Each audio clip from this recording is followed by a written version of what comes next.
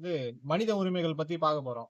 2ஆம் உலகப் போர்ல ஏற்பட்ட மனித உரிமைகள் மீறல்கள் வந்து, ஒரு உலக அரங்குக்கு வந்து மனித உரிமைகள் தேவை. மனித உரிமைகள பாதுகாக்கிறது எவ்வளோ அவசியம்னு வந்து வலியுறுத்துச்சு.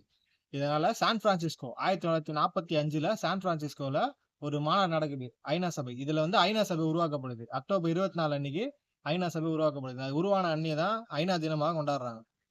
1948ல பிராங்க்ளின் டி ரூஸ்வெல்ட் அமெரிக்காவோட அதிபர், முன்னாள் அதிபர் பிராங்க்ளின் டி ரூஸ்வெல்ட்டோட மனைவி எலினார் ரூஸ்வெல்ட் அவங்களோட தலைமையில மனித உரிமைகள் ஆணையம் ஒண்ணு அமைக்கிறாங்க.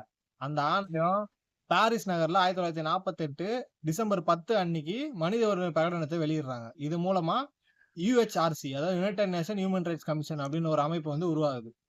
இந்த அக்டோபர் 10 வந்து டிசம்பர் 10 வந்து மனித உரிமைகள் தினமா வந்து உலகம் முழுக்க கொண்டாடுறாங்க. மனித உரிமைகள் என்பது உலகத்துல இருக்க எல்லா மனிதர்களுக்கும் பொதுவானது. சொல்றேன். நாட்டுரிமைன்றது ஒரு எந்த நாட்டுல அவரு பிறக்குறாரு அப்படின்றது நாட்டுரிமை. அத வந்து மாத்த முடியாது. குடியுரிமைன்றது அவர் எந்த நாட்டுல குடியுரிமை பெற்று வாழுறாரு அப்படின்றது குடியுரிமை. மனித உரிமை பிரகடனத்துல 30 விதிகள் சொல்லப்பட்டிருக்கு. இதுல மொத்தம் 185 நாடுகள் உறுப்பு நாடுகளா இருக்காங்க. தேசிய மனித உரிமை ஆணையம் ஐநாவின் வழிகாட்டுதலின்படி 1993 அக்டோபர் 12 இந்திய அரசால் நடைமுறைப்படுத்தப்பட்டது. தலைவர் ஓய்வு பெற்ற உச்சநீதிமன்ற தலைமை நீதிபதி ஒருத்தரும் பிளஸ் 8 உறுப்பினர்கள் இருப்பாங்க. இவங்களோட காலம் வந்து 5 ஆண்டுகள் அல்லது 70 வயது முடியும் வரை. அக்டோபர் 12 தேசிய மனித உரிமை தினமாக கடைபிடிக்கப்படுகிறது.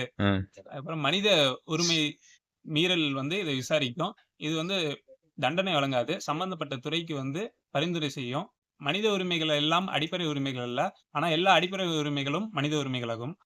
மனித உரிமை ஆணையங்களை தன் கட்டுப்பாட்டில் நிர்வகிக்கிறது.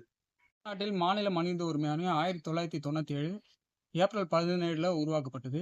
அமைப்புல வந்து ஒரு தலைவர், 2 உறுப்பினர்கள் இருப்பாங்க. இந்த தலைவர் வந்து ஓய்வு பெற்ற உயர்நீதிமன்ற தலைமை நீதிபதியா இருப்பாங்க. இவங்களுடைய பதவி வந்து பாத்தீங்கன்னா 5 ஆண்டுகள் அல்லது 70 வயது முடியும்.